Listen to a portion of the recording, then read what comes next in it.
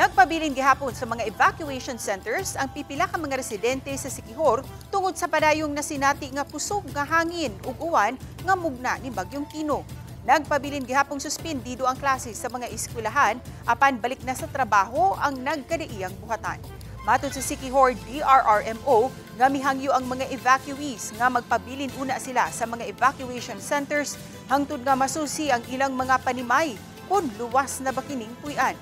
Nahinabi sa RTV Balitang Bisdak ang usa ka nanay sa lungsod sa Lazi nga nagpatabang nga ma-evacuate tungod kay anaa kini nagpuyo sa baybayon. Gisusi usab ang mga evacuation centers Lukop, Isla sa Siquijor sa pagsiguro nga tanang panginahanglanon mahatag sa lokal na kagamhanan. Gusto kayong hangin dito niya na tangtangak matok ba? Kay namamidapin sa dagat. Kanyang mga gamit para pagtuyok diri sa ato ang evacuation center. Gawa sa ang pagkaon na ako ilang mga gamit nga matulugan.